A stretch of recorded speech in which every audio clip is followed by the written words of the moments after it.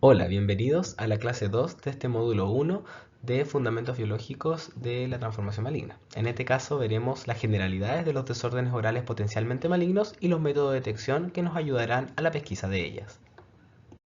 Entonces, para comenzar la clase de hoy, vamos a hablar acerca de los conceptos históricos que se han venido trayendo desde hace un tiempo con respecto a las lesiones, por ejemplo, precursoras, lesiones precancerígenas, premalignas, ¿cierto? Hasta el término actual. Veremos la clasificación que se ha ido trayendo acerca en las distintas etapas, ¿cierto?, de que establece la Organización Mundial de la Salud y que se han abordado en distintos artículos también a lo largo del tiempo. Veremos la relación finalmente que tiene estos desórdenes orales potencialmente malignos con el concepto de displasia epitelial y los métodos de detección que hoy en día se utilizan y se conocen para mejorar, ¿cierto?, la pesquisa de estos desórdenes orales potencialmente malignos. Para comenzar, me gustaría preguntarles, ¿cierto?, ¿qué entendemos por desorden oral potencialmente maligno? ¿Se entiende bien el concepto? ¿Queda claro en su conformación qué es lo que es? ¿Es lo mismo que una lesión precancerosa o premaligna? ¿Será un sinónimo de lesión displásica?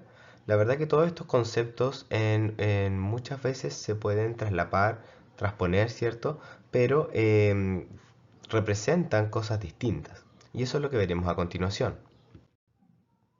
En cuanto a la historia, ¿cierto?, de la terminología, generalmente acerca del año 78 hasta el año 2005 se ha hablado de lo que son las condiciones o lesiones precancerosas.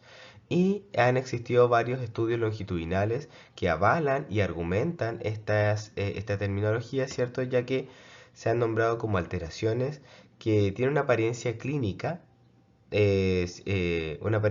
particular, ¿cierto? Y que van a tener un cambio posterior a una transformación maligna. Por lo tanto, siempre se ha indicado que esta misma lesión, que aparentemente no era maligna, después se transformó. Por lo tanto, quedó como una condición precancerosa, o sea que anticipaba a una patología maligna.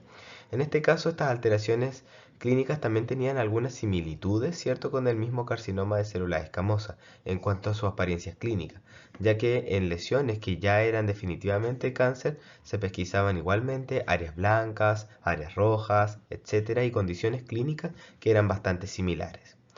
Los cambios también histopatológicos eran similares también a los del carcinoma, especialmente a los cambios epiteliales, citológicos y arquitecturales. Sin embargo, no había una invasión franca, propiamente tal, es decir, que no traspasaban, ¿cierto?, lo que es la capa basal, ni la membrana basal, ni invadían el conectivo. Además, a medida que iban pasando los estudios, se tenían antecedentes que estas alteraciones cromosómicas, genómicas y moleculares que vimos en la clase anterior, ¿cierto?, también se detectaban en lesiones precancerosas y en lesiones cancerosas. Por lo tanto, tenían una relación. Había una relación entre lo que había antes y lo que había después. Sin embargo, estos conceptos, ¿cierto?, fueron mutando a través del tiempo. Así, ellos manejaban, ¿cierto?, dos tipos de concepto. Uno lo que es lesión precancerosa y lo otro lo que es una condición precancerosa. En este caso, vamos a ver que la lesión precancerosa es el tejido morfológicamente que está alterado, ¿cierto? Y que es más probable que ocurra una lesión cancerosa que en la contraparte normal.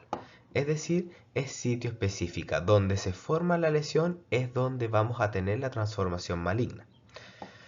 En cambio, la condición precancerosa habla de un estado más generalizado asociado a un mayor riesgo de cáncer. Es decir, que todo el sistema, toda la mucosa, ¿cierto?, pudiese estar alterada, generando una condición precancerosa y tiene mayor potencial canceroso que la mucosa aparentemente normal. Entonces, hablamos que una es sitio específica y la otra da luces, ¿cierto?, de lo que hoy se conoce como una cancerización de campo. ¿Sí?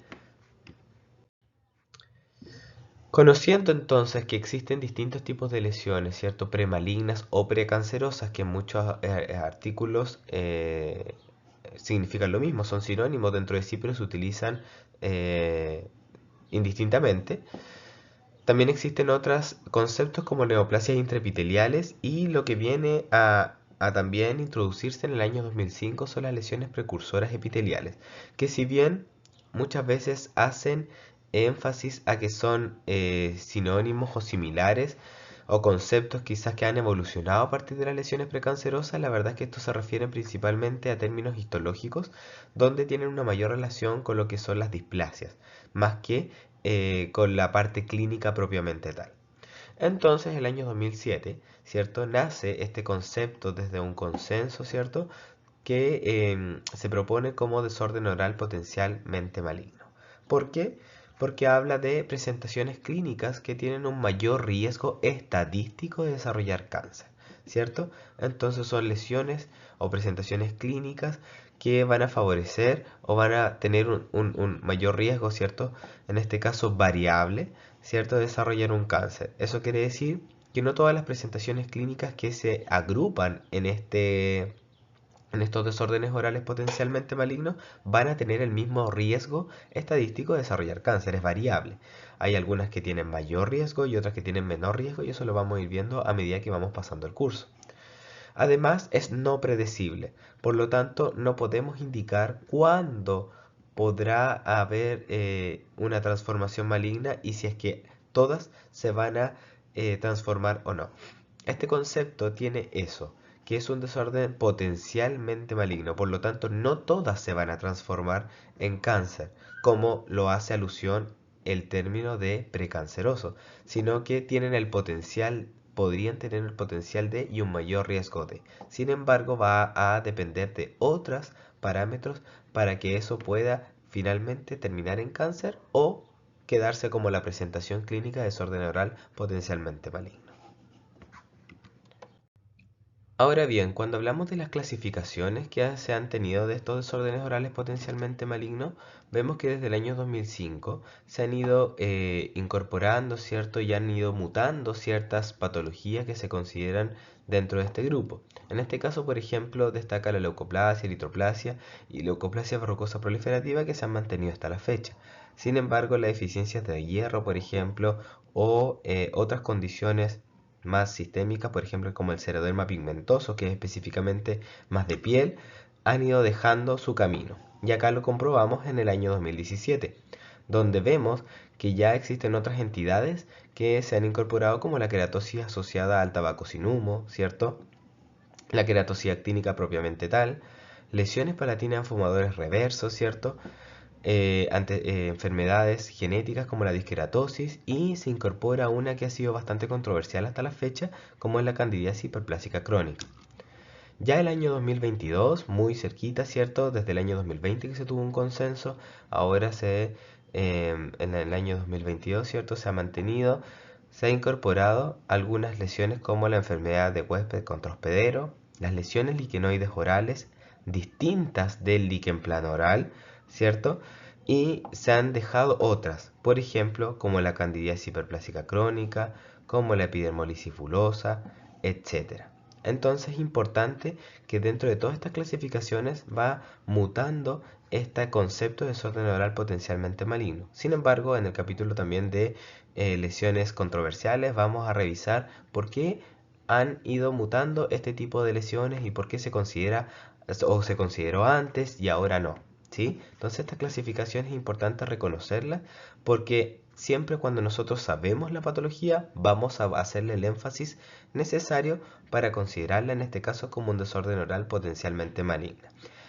Desde mi concepto, ¿cierto? Si es que ya estuvieron dentro de este grupo, siempre hay que mantenerlas en ojo, ¿cierto? Porque por algo estuvieron en este grupo.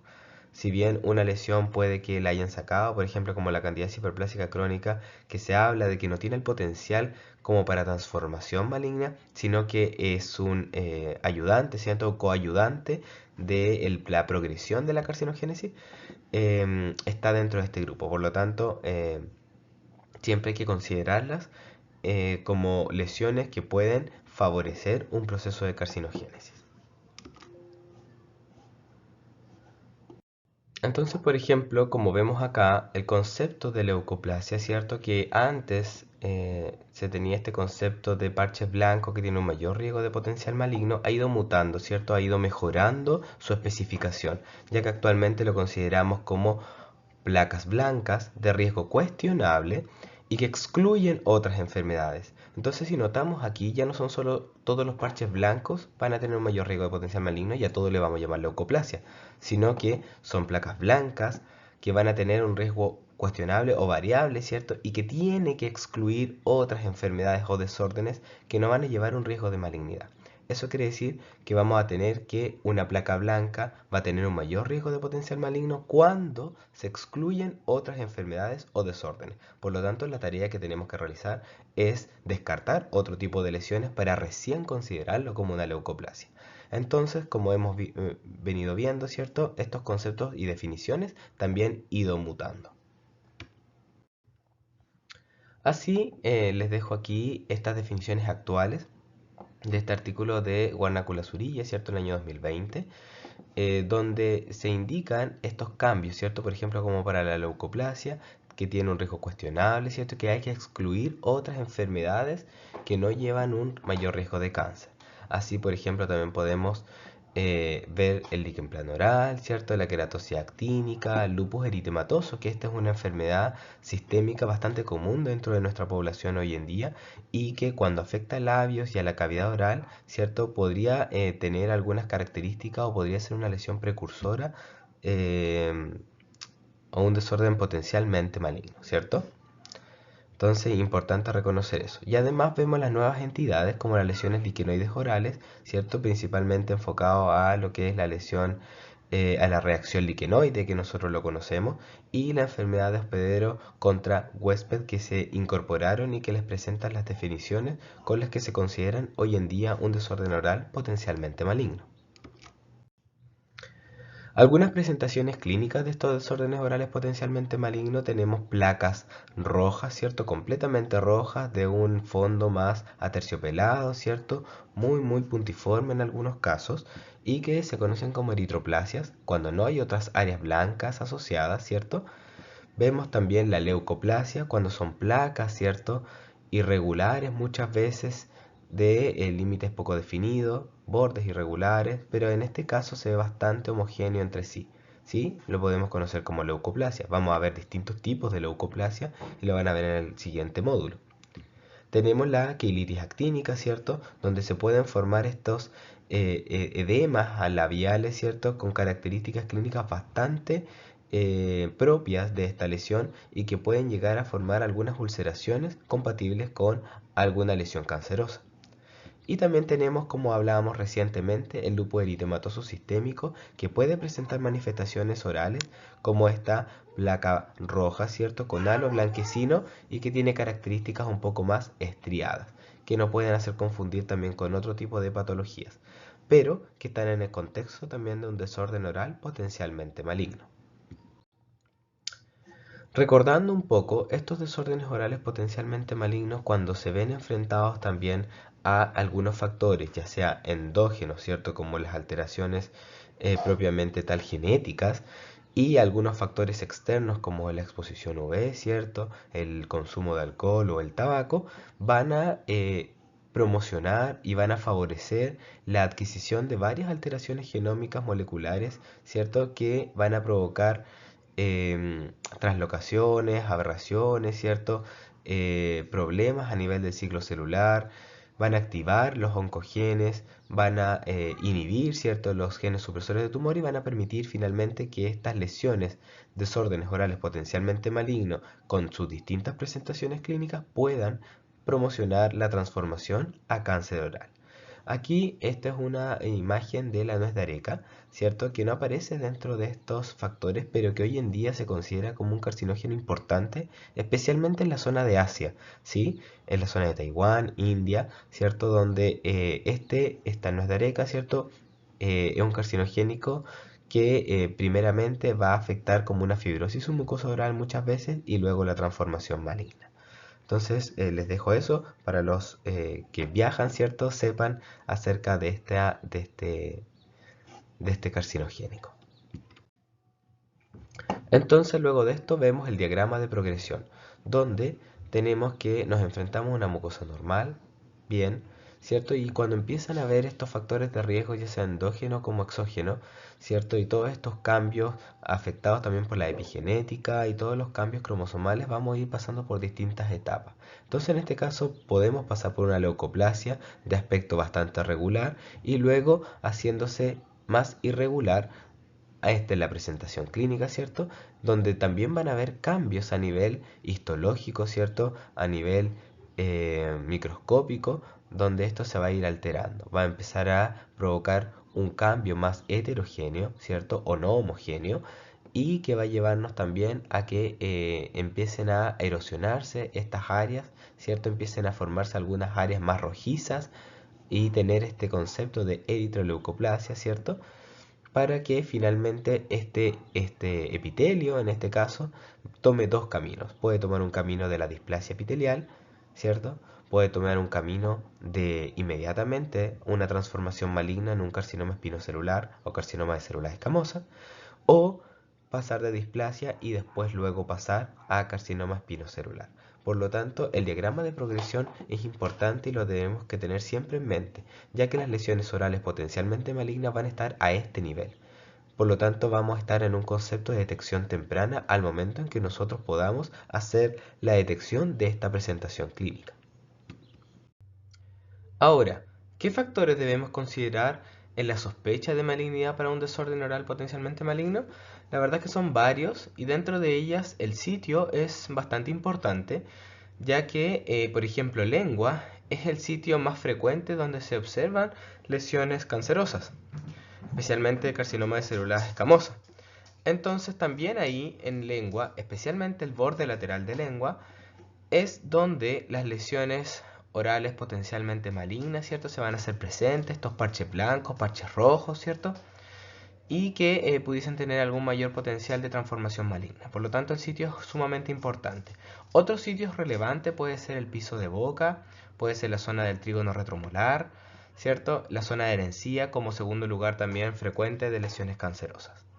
La apariencia clínica también es importante, ya que general las lesiones, los desórdenes orales potencialmente malignos son más planos, ¿cierto? Algunas a lo más como placas, ¿cierto? Hay algunas áreas erosivas, áreas ulcerosas, pueden haber áreas blanquecinas como indicábamos, ¿cierto?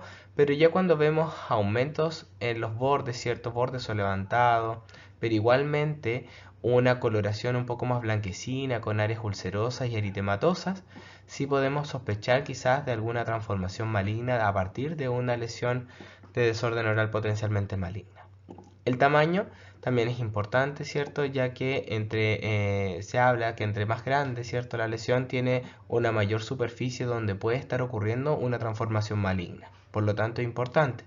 La edad, la edad, si bien es un factor que hoy en día no es tan patognomónico, ¿cierto? Al decir que los pacientes mayores tienen más riesgo de cáncer, porque hoy en día también se ha visto mucho paciente joven, especialmente eh, que no tienen mayores factores de riesgo asociados y que también están teniendo lesiones con transformación maligna. Sin embargo, los desórdenes orales potencialmente malignos a partir de los 50 años tienen un mayor riesgo de transformación maligna. Por lo tanto, la edad sí sigue siendo un factor importante en la consideración de este tipo de lesiones. La duración de la lesión, si es una lesión que lleva mucho más tiempo, si es una lesión que quizás está teniendo un curso rápido, si que ha estado creciendo. Importante la anamnesis y pesquisar esos datos. El sexo, en este caso, hablamos de que en mujeres, ¿cierto? Tiene mayor probabilidad de tener un desorden oral potencialmente maligno. Sin embargo, la transformación maligna a partir de ello se ve con mayor frecuencia en los hombres, ¿ya? Sin embargo, las mujeres que son las que presentan mayormente este tipo de lesiones también pueden ser un importante factor a considerar. Los hábitos, sin duda, este es sumamente importante, ya que, como conocemos, entran dentro de los factores de riesgo, especialmente exógenos, ¿cierto?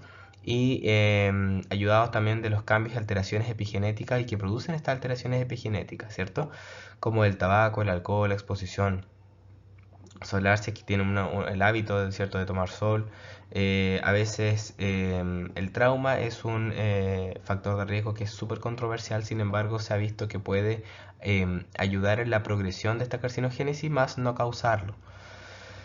La displasia epitelial sí es un parámetro que debemos considerar, especialmente cuando tomamos la biopsia. En este caso, cuando tomamos la biopsia de un desorden oral potencialmente maligno y nos enfrentamos a un diagnóstico de displasia epitelial, debemos hacerle un continuo seguimiento y probablemente tratamiento a este desorden oral potencialmente maligno, ya que si es que ya tenemos el antecedente de displasia epitelial, quiere decir que ya hay cambios en el nivel de la mucosa, por lo tanto, también el concepto de cancerización de campo se hace presente. La asociación con BPH, esto es, si bien no es un factor de riesgo inmediato para lo que es cáncer oral, sí es un factor de riesgo para lo que es la carcinogénesis orofaringea. Por lo tanto, la asociación también ha sido muy estudiada, pero sí puede ser un promotor para la progresión de esta carcinogénesis. Y otros biomarcadores presentes también que puedan estar, especialmente algunos salivales, ¿cierto? Algunas proteínas que puedan estar presentes, que se puedan pesquisar, también puede ser importante en la sospecha de un desorden oral potencialmente maligno si es que está presente.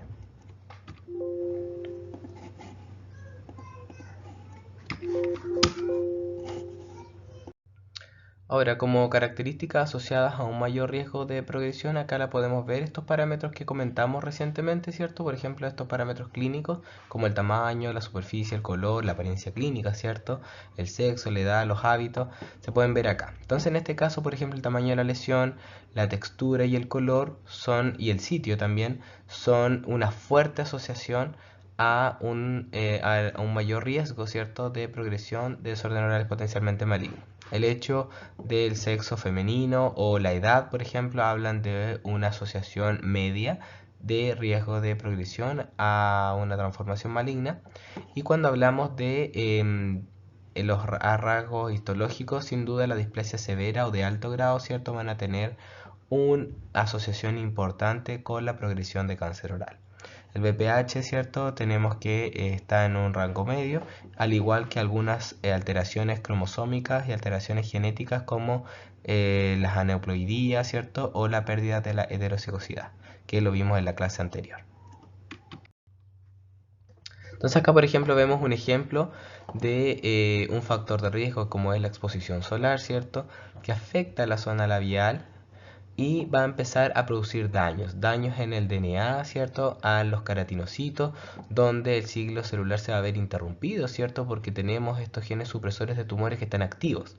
Sin embargo, y van a ocasionar finalmente que se produzca la apoptosis o se detenga finalmente el ciclo celular y provoque la reparación de los tejidos. Sin embargo, cuando estos rayos ultravioleta afectan, ¿cierto? Y alteran este gen supresor de tumor y lo inhiben, ¿cierto? Finalmente el ciclo celular se va a ver incrementado, provocando una inestabilidad genómica y el aumento en la proliferación de estos queratinocitos clonados e inestables, provocando que estos queratinocitos que tienen un DNA dañado, ¿cierto?, provoquen una etapa como de precancerización. En este caso, más que nada, más que precancerización, son alteraciones citológicas y arquitecturales que al ser nuevamente estimulado por otros también alteraciones genéticas o epigenéticas, ¿cierto?, van a promocionar que el ciclo celular se siga replicando, los clones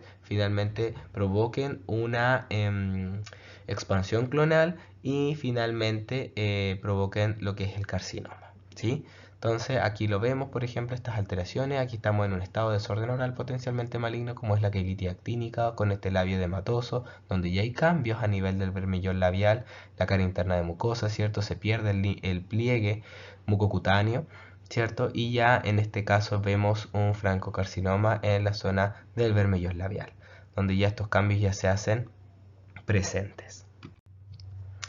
Ahora, ¿cuál es la tasa de transformación maligna de estas lesiones? En realidad depende del tipo de desorden oral potencialmente maligno que esté presente, ya que, como indicamos en la definición, si bien son presentaciones clínicas que tienen un mayor riesgo estadístico de tener cáncer oral o de transformación maligna, en realidad esto va a depender de qué tipo de lesión. El líquen plano se habla que tiene una tasa de transformación maligna mucho menor a otro tipo de lesiones como estas de acá que están marcadas, como la eritroplasia y la leucoplasia verrucosa proliferativa, que esta última tiene cerca del 50% de una tasa de transformación maligna, lo que es muchísimo, es súper alto. Entonces la pesquisa de este tipo de lesiones, de este diagnóstico de desorden oral potencialmente maligno es sumamente relevante para el paciente, porque en etapas tempranas nosotros podemos finalmente tratarlos a tiempo. Y esa es la gracia de poder pesquisar tempranamente este tipo de lesiones. Ahora, en cuanto a la transformación maligna en general, no sobrepasa el 12% cuando se han hecho seguimientos de 2 años. Sin embargo, esto casi se duplica a los 5 años. Por lo tanto, obviamente, un desorden oral potencialmente maligno que tiene más tiempo, y eso lo veíamos la duración de la lesión, tiene mayor riesgo de transformación maligna, ya que también va acumulando otro tipo de alteraciones y mutaciones a nivel génico. Bien, hemos conversado acerca de todos los conceptos de desorden oral potencialmente maligno, las generalidades, ¿cierto? Y esto se va a traducir en un cambio histológico que llevamos a llamar displasia epitelial. Y la displasia epitelial es el diagnóstico histológico que van a indicar los cambios y alteraciones, ya sea a nivel citológico como arquitectural, y que van a tener también una relación con mayor riesgo de desarrollar un carcinoma de células escamosas. Pero este es desde el punto de vista histopatológico. Aquí tenemos los cambios, ¿cierto? Ya sean arquitecturales o citológicos que van a sufrir. Ya esto es importante muchas veces reconocerlos, cuáles pueden estar. En la clasificación del año 2022 vemos que también se han agregado algunos, ya sean arquitecturales y algunos citológicos, y que el patólogo finalmente tiene que tener en cuenta para hacer justamente un diagnóstico certero de este tipo de lesiones. Entre más características estén presentes de esta tabla, ¿cierto? La displasia se va a hacer más severa. Entonces, en este caso, por ejemplo, vamos a clasificar la displasia se pueden clasificar de dos maneras, según la severidad, ¿cierto? Leve, moderado, severo, y según el grado, que en este caso tenemos bajo grado o displasia de alto grado.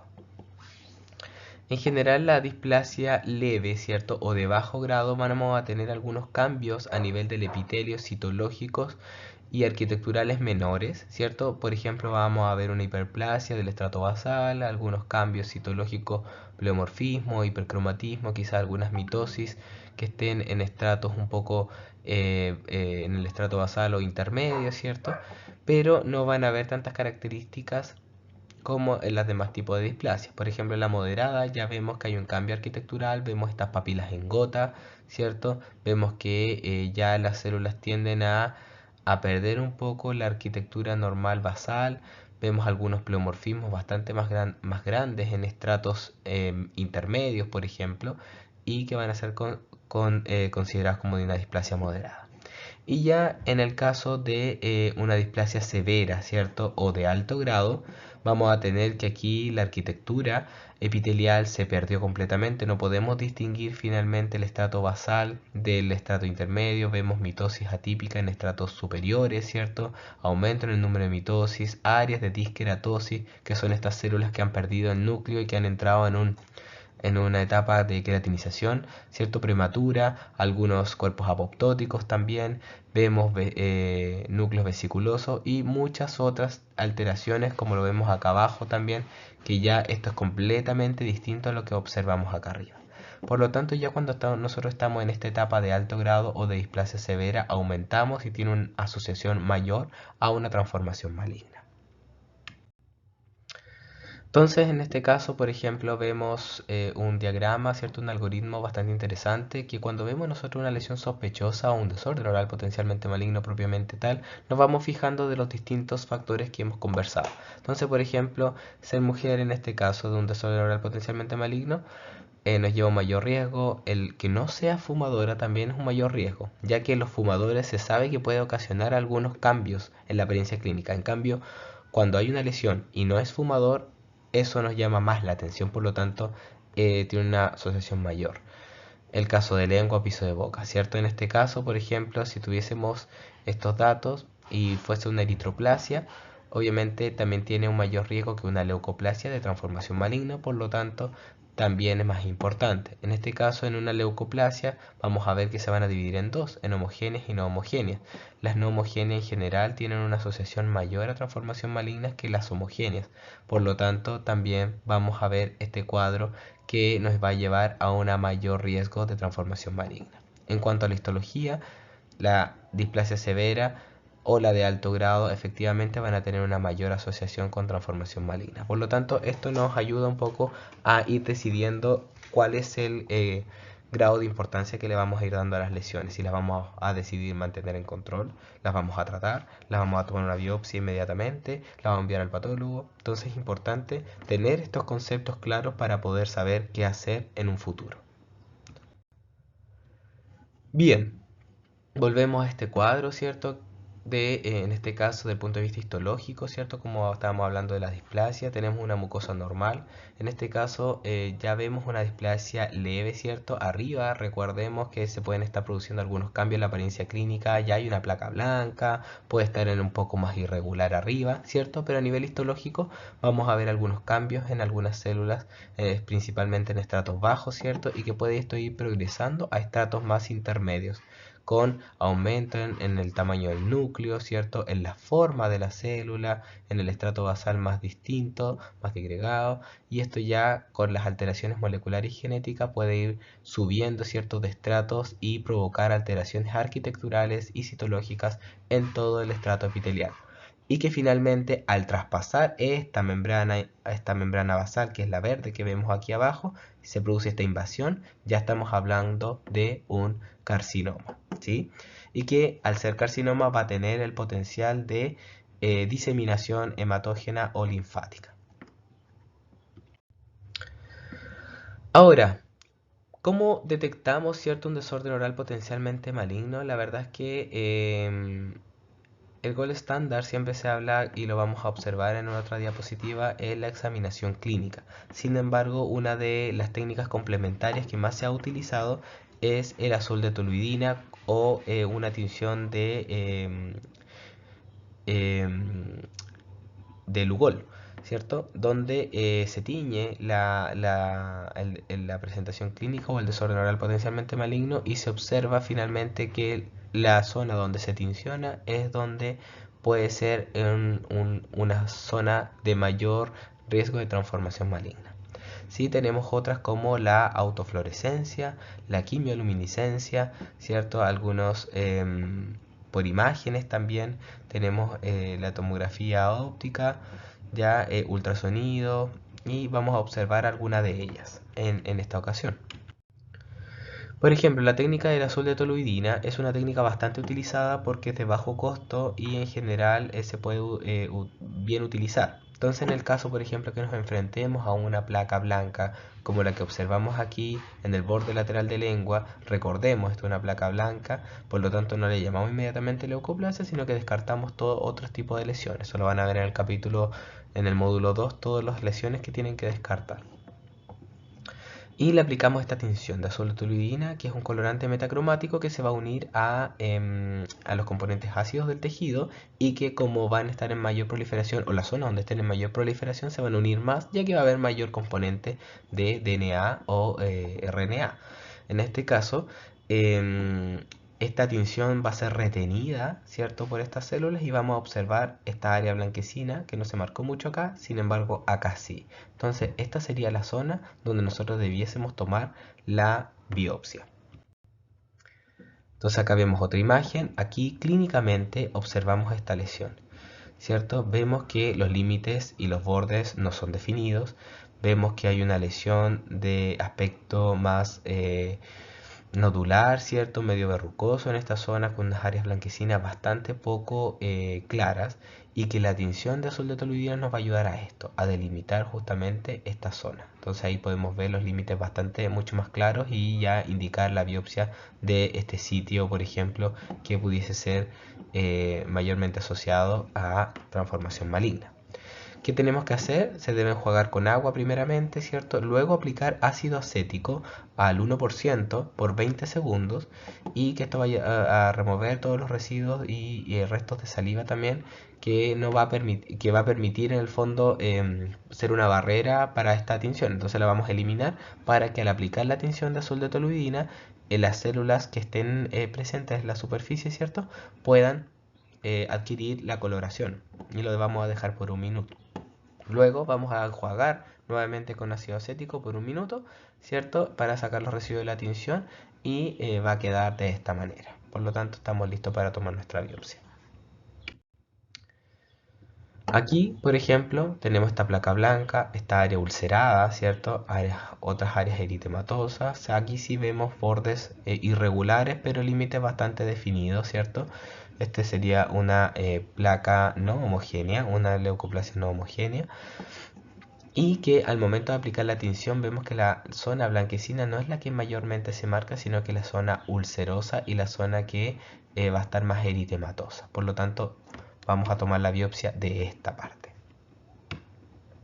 En este caso, el diagnóstico histológico, ¿cierto?, fue displasia severa.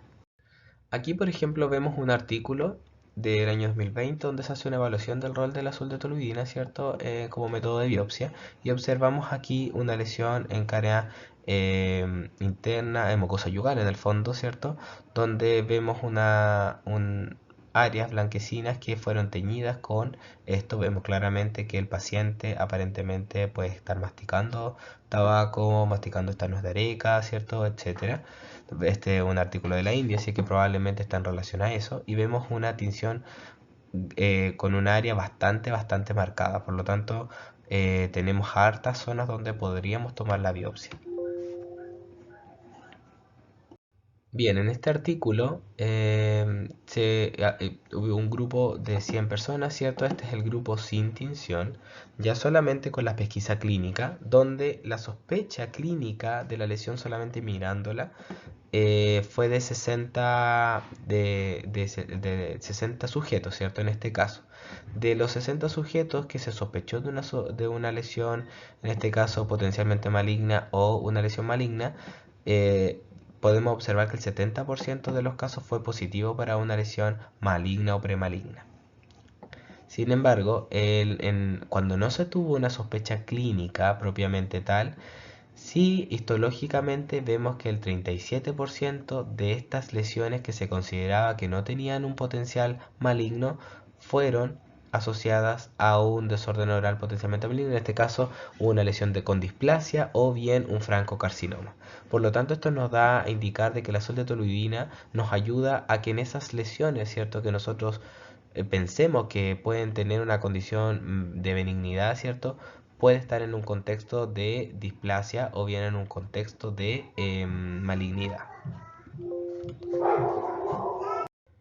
En cambio, en este grupo B, ¿cierto?, también se consideraron de los 100 sujetos que este grupo con tinción, la tinción positiva, ¿cierto?, vemos que el 89,2% de los casos que se evaluaron fueron, se consideró como maligno premaligno o que tenían displasia, ¿cierto?, efectivamente.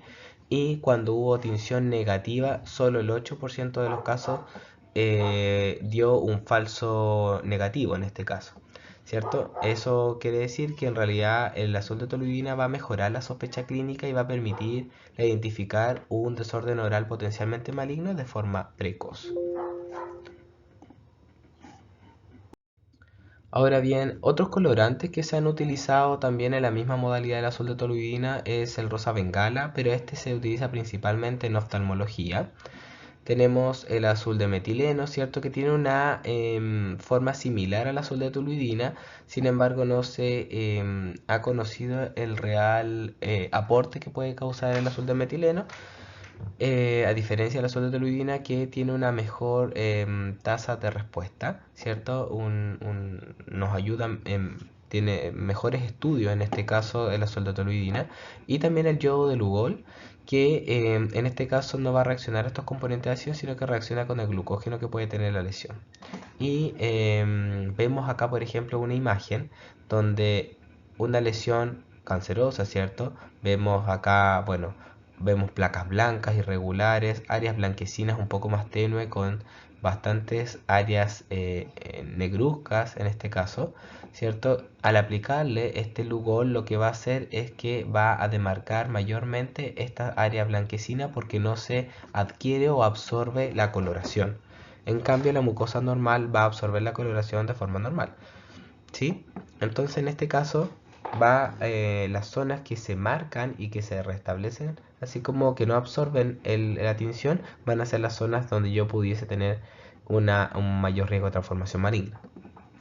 En cambio acá abajo, en la imagen de acá abajo vemos una úlcera en el borde lateral de la lengua, es un sitio fuertemente asociado, ¿cierto?, de un halo blanquecino, una úlcera que inclusive puede que tenga un aumento de volumen en esta área. Le aplicamos la tinción de Lugol y la verdad es que la mucosa lo absorbe completamente, marcando la tinción en toda la lengua sin producir áreas de rechazo de la tinción. Por lo tanto, esta lesión probablemente no se va a considerar como un desorden oral potencialmente maligno. Y efectivamente esto correspondió a una úlcera traumática crónica versus esta lesión que fue un carcinoma. Otro método de detección que usualmente se está utilizando hoy en día es a través de la autofluorescencia tisular, que dentro de ellas tenemos algunas marcas como el Velscope, el Visilat Pro o el Identafi, ¿sí? Queda de manifiesto que no tengo ningún conflicto de interés con ninguna de estas marcas, sino que ellas son las que proporcionan esta técnica, ¿cierto? De la autofluorescencia tisular. ¿Qué es lo que hace? En el fondo es proporcionar esta luz azul o violeta de 400 a 460 nanómetros de longitud de onda, ¿cierto? Y que va a excitar a los fluoróforos endógenos que van a tener estas células. Entonces, las células normales van a producir se va a activar esta fluorescencia de los núcleos, ¿cierto? Produciendo que aparezca esta coloración verde, y en las áreas donde están afectadas, donde están alteradas estas células, no se va a manifestar esta fluorescencia. Entonces no son capaces de emitir esta autofluorescencia provocando una mancha oscura. Ahora, en cuanto a la sensibilidad y especificidad versus los resultados histopatológicos, vemos que la sensibilidad es de un 90% aproximadamente, ¿cierto? Y la especificidad es del 72%. Por lo tanto, tiene una alta sensibilidad y una relativamente alta especificidad. Hay algunos estudios que tienen que es como más controversial si es específico para indicar que es un desorden oral potencialmente maligno que está en una etapa de transformación de cáncer o efectivamente en un cáncer, ya que igual existen algunas controversias y las respuestas inflamatorias también se pueden ver afectadas. Entonces, en este caso vemos esta em, lesión, ¿cierto?, en borde lateral de lengua hacia piso de boca, una úlcera, efectivamente, hay áreas blanquecinas, hay áreas eritematosas, incluso ahí se observa un poco más levantado, y aquí con la fluorescencia vemos que la zona en que no marca efectivamente es esta parte. Ya, por lo tanto, la zona donde probablemente se está produciendo el carcinoma es esta.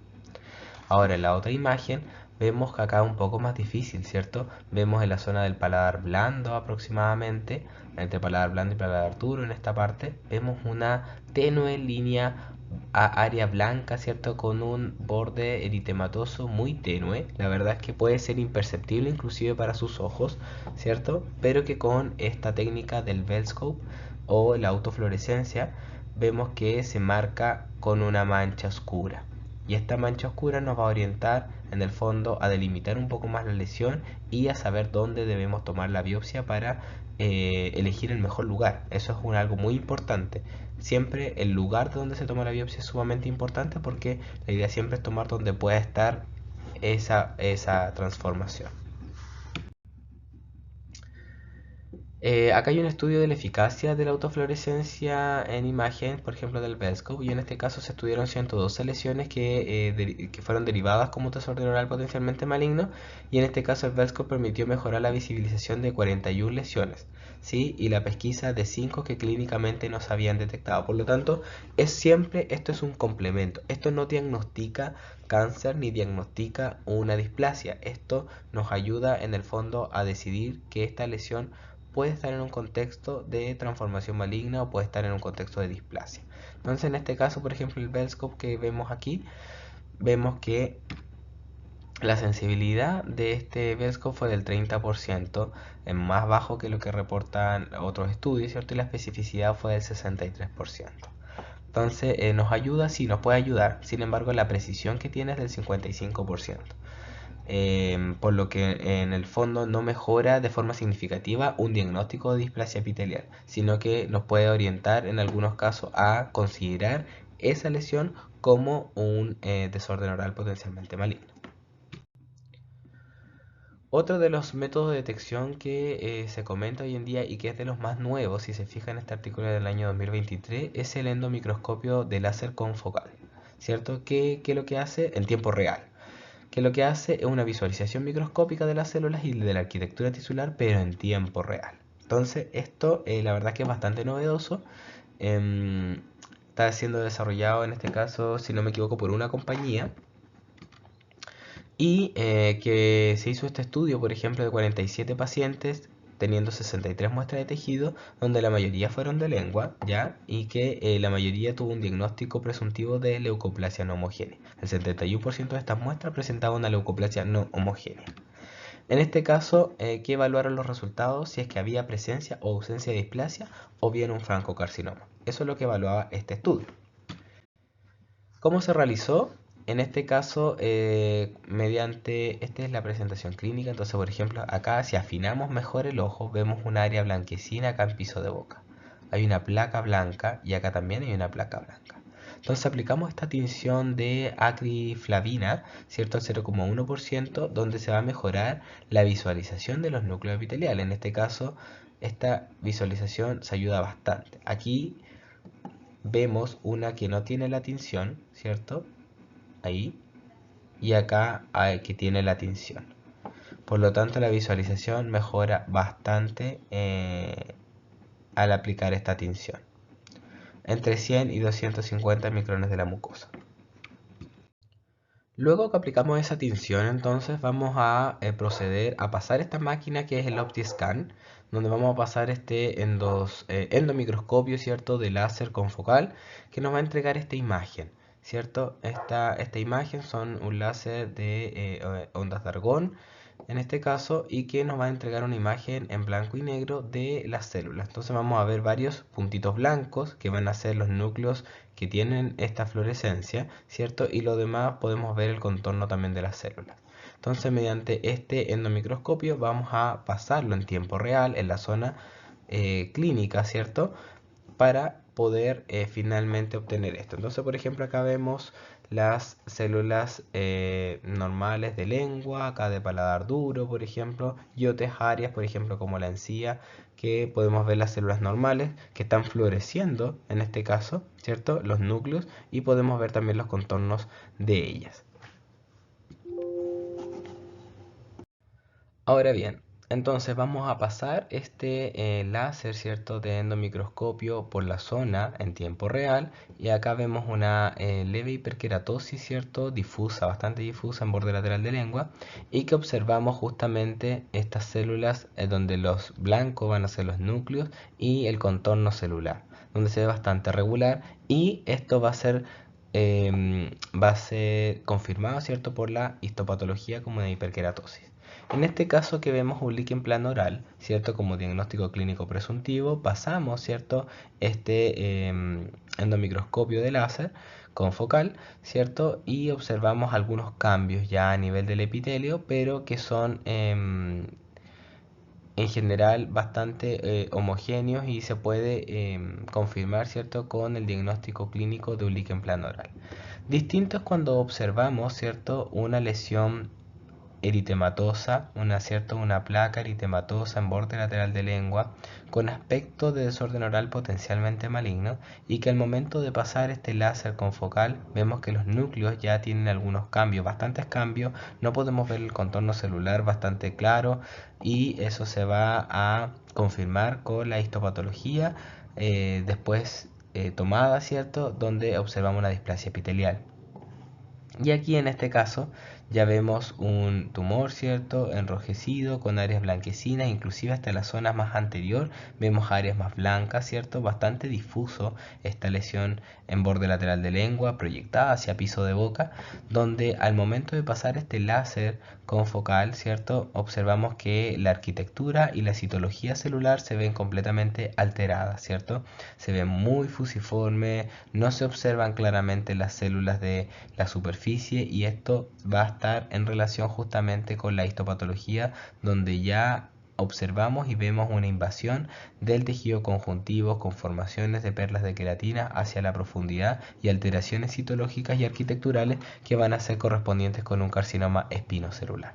Por lo tanto, en este caso, los resultados muestran que la precisión diagnóstica de este sistema es extremadamente alta, ¿cierto? Un 88,9% de precisión, teniendo una sensibilidad del 86% y una especificidad del 92%, lo que nos deja en que este sistema, ¿cierto?, de endomicroscopio confocal, ¿cierto?, acompañado de esta autofluorescencia, va a mejorar, ¿cierto?, la pesquisa, la discriminación entre lesiones displásicas y no displásicas, ¿cierto?, mejorando en el fondo la pesquisa de lesiones que pueden estar en un contexto de transformación maligna o ya que estén en un contexto maligno. Por lo tanto, es importante, se demuestra en el fondo la utilidad de esto, ya que también fue confirmado con lo que es el gold estándar actualmente, que es la histopatología. En cuanto a la detección en el examen clínico, y como nombré al principio, es cierto, este sigue siendo hoy en día el gold estándar que nosotros tenemos. Ya el screening visual se ha demostrado en este caso ser muy importante, y para eso nosotros siempre debemos contemplar los parámetros que se aprendieron, ¿cierto?, en pregrado, donde tenemos las lesiones elementales, reconocerles cuáles son las lesiones elementales, por ejemplo, las úlceras, erosiones, las máculas, las placas, ¿cierto?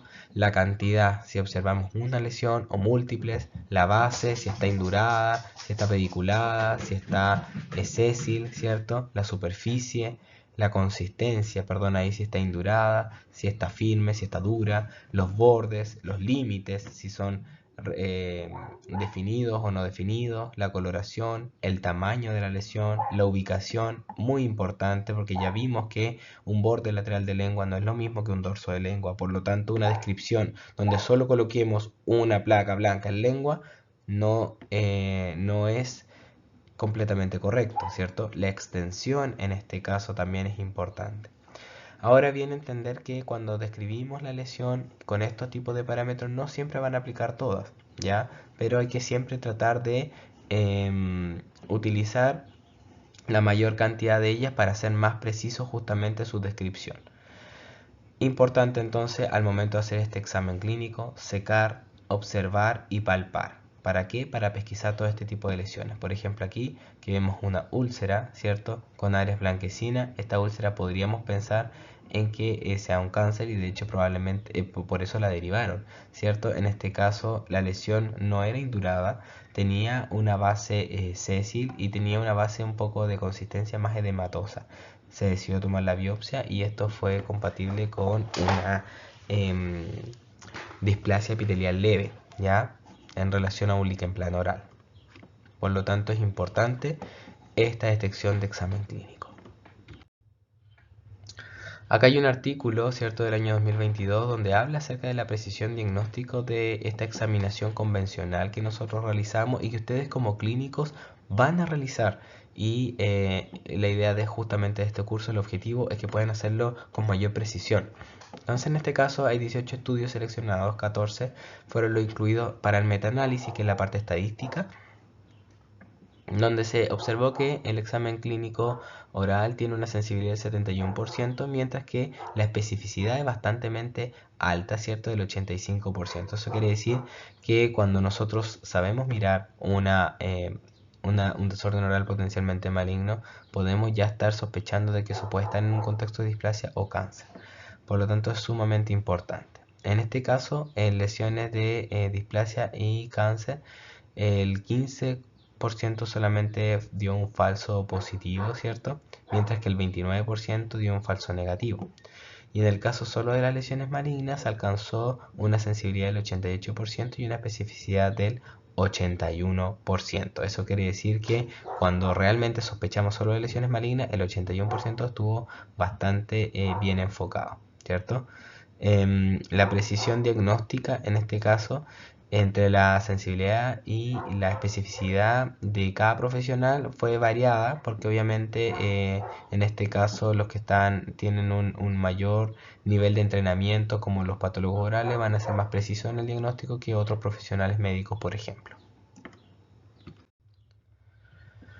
Bien, otros métodos ya de detección que podemos considerar también en la literatura, existe la espectrometría vibracional que actualmente no se tiene todavía de uso comercial, sino que está en estudios, ¿cierto? Pero ha dado bastante buenos resultados.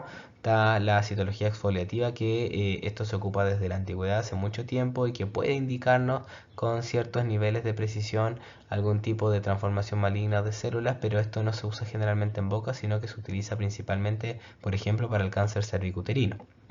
Algunos biomarcadores salivales que se están utilizando y que han salido hoy en día como probables marcadores que indiquen una progresión maligna, endoscopía de contacto, enfoques de quimioluminiscencia como lo vemos en la fotografía, que en el fondo esto ayuda a generar un mayor contraste de la zona donde probablemente encontremos un desorden oral potencialmente maligno. PCR, hibridación in situ son otras técnicas que moleculares, ¿cierto? Que han tratado de utilizar para la pesquisa y el diagnóstico precoz de displasia o de cáncer. En este caso hay que entender que los métodos diagnósticos son un complemento de lo que es la examinación clínica y el estudio histopatológico y no lo reemplazan en ningún caso. Bien, ya para finalizar, vamos a ver esta relación entonces de desorden orales potencialmente malignos, displasia epitelial y carcinoma de célula escamosa o espinocelular. Entonces, como presentaciones clínicas, tenemos a los desórdenes orales potencialmente malignos y que ustedes saben que ya tienen un mayor riesgo de transformación maligna.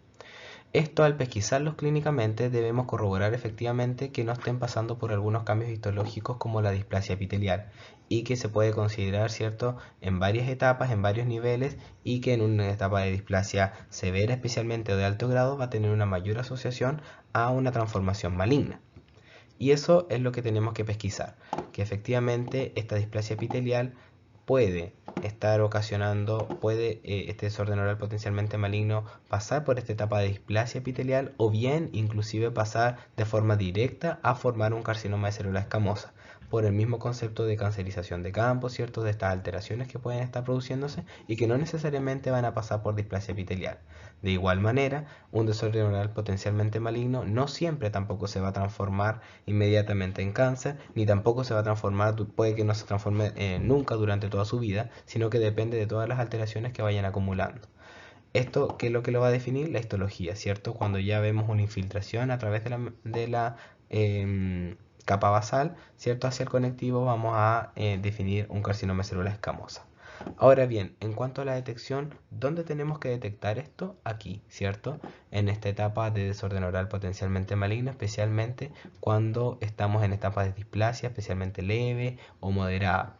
Y para eso vamos a utilizar algunos métodos de apoyo, ¿cierto? Como lo son el azul de toluidina, para saber si es que hay una zona de mejor área para la toma de biopsia. Si tenemos la oportunidad de utilizar el Bellscope o la autofluorescencia, ¿cierto? Y probablemente en un futuro también algunas instituciones ya van a adquirir lo que es el endomicroscopio para mejorar esta pesquisa y favorecer la detección temprana. Sin embargo, el gold estándar es la biopsia. Si tenemos dudas, si tenemos una pesquisa o un desorden oral potencialmente maligno, si tenemos una paciente con lupus y que creemos que puede tener una manifestación oral, derivar para una posible biopsia, porque finalmente aquí es donde nosotros tenemos que evitar que se forme un carcinoma de célula escamosa. Y especialmente ¿por qué? Porque el 75% sobrevive a los 5 años en etapa 1 de un carcinoma de célula escamosa a nivel oral, mientras que solo el 30% lo hace cuando está en etapa 4. Y lamentablemente nosotros estamos teniendo diagnósticos muy tardíos en etapas 3 y 4 y que no estamos llegando a tiempo. Por lo tanto, la detección de este tipo de lesiones es sumamente importante para el pronóstico de nuestros pacientes. Con esto damos por finalizada la segunda clase de este módulo 1. Revisen los artículos complementarios y espero les haya servido. Hasta luego.